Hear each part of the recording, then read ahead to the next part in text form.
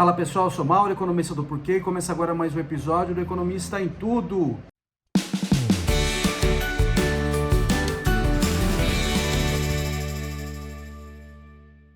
Para você que está chegando por aqui, eu convido a se inscrever no nosso canal e a ligar o sino para receber as notificações. Toda semana de 3 a 4 vídeos novos. Também dá uma olhada no nosso site www.porque.com.br, que tem bastante conteúdo escrito lá. Hoje eu vou falar de um assunto que tem a ver com assinaturas físicas no mundo todo digital, né?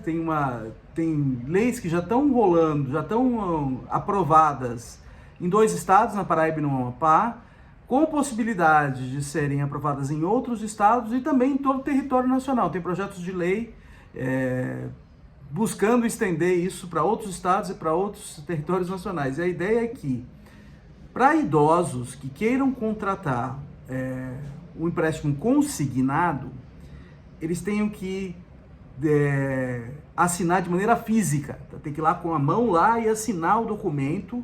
Só assim eles podem tomar o empréstimo consignado.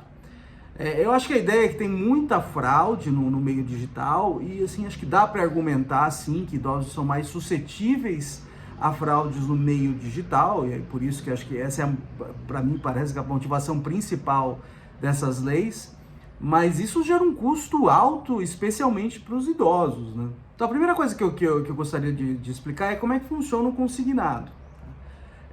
E por que assim, aposentados são tão, assim, recebem tanta oferta de consignado, são bombardeados de oferta de consignado. O consignado, quando a pessoa contrata ele, as parcelas do empréstimo elas são deduzidas diretamente do salário ou do benefício aqui, da pensão da pessoa. Então, para o banco, para a instituição financeira, é um empréstimo de baixíssimo risco. Porque o dinheiro sai direto da conta da pessoa, tá? Direto do salário ou direto da pensão da pessoa. Então, o único risco para o banco é se a pessoa, no caso, por exemplo, o empregador, ele perde o emprego, aí para de entrar esse recurso. Tá? Mas no caso de funcionários públicos, e principalmente aqui no caso que você está falando, de pensionistas, esse risco é muito baixo. Tá? O dinheiro vai continuar chegando lá, e aí esse desconto vai acontecer. Então, para o banco, é um empréstimo de risco muito baixo. Então, por isso, esses empréstimos também têm uma taxa de juros relativamente mais baixa do que outras coisas que a gente tem por aí, outros tipos de empréstimo que a gente tem por aí. Então, é risco baixo também, taxa de juros relativamente baixa. Relativamente, né? A gente está falando de um país aqui de taxas de juros altas. Mas relativamente a outras opções que as pessoas têm por aí, é uma taxa de juros baixa. Bom, se essas leis forem de fato para frente, o que vai acontecer agora? Tá? A pessoa não consegue mais contratar pelo celular ou pelo computador. Ela vai ter que ir até uma agência, provavelmente até uma agência bancária, para assinar o contrato do empréstimo. Então isso gera um custo para a pessoa que está tomando o empréstimo, tá? Porque ela vai ter que se deslocar. E esse custo é particularmente mais alto para idosos, que é o pessoal que é alvo aqui, que é o público-alvo dessa lei, tá? Que você está buscando proteger das fraudes. Então, se por um lado, potencialmente essas pessoas ficam menos expostas a fraudes mesmo, porque elas têm que fazer um passo a mais para tomar esse empréstimo, tá? Que é até a agência e assinar o contrato. Por outro lado, você está jogando um custo enorme em cima delas e um custo alto, principalmente para pessoas idosas que muitas vezes têm dificuldade de locomoção. Além disso, é importante lembrar que o número de agências bancárias no Brasil diminuiu nos últimos anos. Isso muito provavelmente tem a ver com a digitalização que a gente observa nesse setor como um todo, né? Então hoje muitos dos serviços bancários a gente consegue fazer pelo celular ou pelo computador. Isso diminuiu a necessidade de agências bancárias e os bancos reagem a isso, diminuindo o número de agências. Então, se a pessoa tiver que ir numa agência agora, ela provavelmente vai ter que pagar um deslocamento ainda mais alto. Outro custo que pode vir por aí. A pessoa pode falar, olha, o custo para mim de deslocamento é muito alto, mas ainda assim eu preciso do empréstimo. Então, ela vai buscar empréstimo de outras fontes. Essas outras fontes, primeiro, são mais caras. O consignado, como eu falei aqui no começo, ele tende a ter uma taxa de juros mais baixa, por causa que ele é mais seguro para o credor. E além disso, assim, não está claro que essas outras fontes também estão menos suscetíveis a fraudes também. Então esse tipo de indivíduo, que é um indivíduo que precisa do empréstimo e tem um custo muito alto de deslocamento, esse indivíduo toma um custo pesado com essa lei, tá? Porque ele vai ter que buscar outras fontes que são mais caras, e além disso, essas fontes, se elas tiver que fazer isso no meio digital, não necessariamente elas são mais seguras em termos de fraude, tá? Então, você tem alguns indivíduos aqui que perdem muito com essa lei. Tá? O terceiro tipo de indivíduo que eu vejo aqui, acho que eu falei de dois, né? Um indivíduo que vai pegar o consignado, então vai até a agência, vai pagar o custo de deslocamento. Tá? Um segundo indivíduo que vai pegar de outras fontes, que precisa do empréstimo. Tem um terceiro indivíduo que simplesmente não vai pegar, mas não vai pegar nenhum empréstimo. Tá?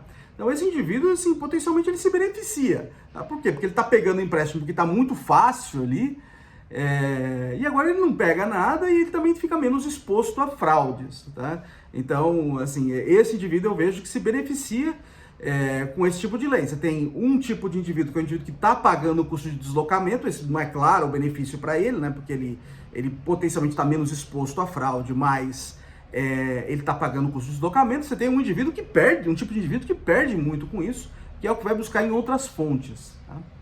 E aí tem um terceiro tipo de indivíduo que para ele tanto faz, assim, está pegando empréstimo meio que no impulso ali, então não pega o empréstimo e também fica menos exposto a fraudes. Bom, tudo isso para dizer o seguinte, tem potenciais benefícios? Tem, tá? Tem, as pessoas ficam menos expostas a fraudes.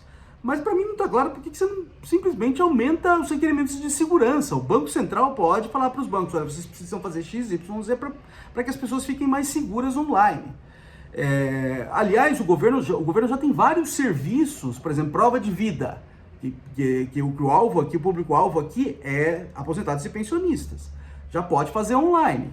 Tá? Por que eu tomar um empréstimo consignado também teria menos segurança do que fazer uma prova de vida? Não está claro para mim. Tá? Outra coisa, outros serviços financeiros, por exemplo, o Desenrola. Tá? O Desenrola, que é o programa do governo federal que permite que as pessoas renegociem com os bancos suas dívidas a taxas de juros mais baixas. Isso vai ser feito completamente de maneira digital. Então, por que um programa desse pode ser feito de maneira digital, mas o consignado para pensionistas não? Você pode colocar assim, requerimentos de segurança que os bancos têm que seguir. Tá? O Banco Central pode fazer isso. Tá? Então, se você conseguir isso fazer dessa maneira, eu acho que você consegue limitar assim, as fraudes sem jogar um custo muito alto para as pessoas que estão envolvidas nisso. Acho que um último benefício aqui que eu vejo no programa, que está sendo menos mencionado ali, é que eu imagino que muitas pessoas devem tomar empréstimo meio que no impulso. Tá? E o fato de ter o celular na mão facilita. Tá? Então isso aí acho que é um tipo de coisa que pode ajudar. Tá? Mas aí eu acho que tem outras formas de fazer isso também, sem jogar o bebê fora junto com a água da banheira, né? Que acho que é o que está se fazendo aqui, né? É verdade. Eu acho que é isso, você tá tentando resolver um problema gerando outros, tá? Primeiro, acho que você pode, por exemplo, a pessoa toma um empréstimo, você pode dar, por exemplo, 24 horas para confirmar. Se não confirma em 24 horas, o empréstimo não sai, tá? Isso eu acho que é uma forma de fazer isso, pode fazer isso de maneira completamente digital. Tá? E não está claro por que isso é um problema só de aposentados e pensionistas. Acho que é um problema de todo mundo. Né? Não necessariamente uma coisa mais forte para aposentados e pensionistas estaria resolvendo esse problema aí, por exemplo, de tomar um empréstimo no impulso. Tá? E essas pessoas também, elas podem tomar empréstimos de impulso em outras, usando outros tipos de ferramentas que são mais caras, por exemplo, um cartão de crédito. Tá?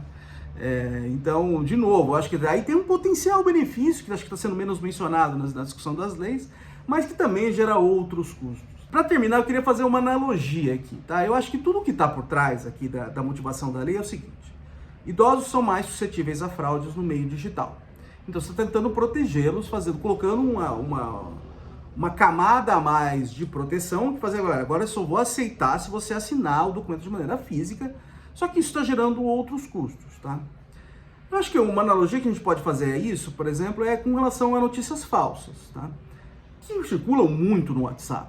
Você pode falar, olha, as pessoas idosas são mais suscetíveis a notícias falsas. Acho que dá para fazer um argumento meio parecido. Não é claro, para mim não dá para fazer um argumento meio parecido. A solução disso é proibir as pessoas de usarem o WhatsApp? Não, nada a ver, irmão. Fazer, olha, agora você só pode buscar as suas notícias de maneira física, você vai ter que ir até uma banca de jornal para ver as notícias? Não parece ver uma solução muito boa. E eu acho que é meio parecido com o que está se propondo aqui no caso do consignado. É isso aí, pessoal. Muito obrigado por ter assistido o vídeo. A gente volta a conversar mais na semana que vem. Dê uma olhada no nosso site, tem bastante conteúdo escrito lá. A gente também está nas redes sociais, aqui no YouTube, no Facebook, no Instagram e no Twitter. E é isso aí, até semana que vem. Um abraço.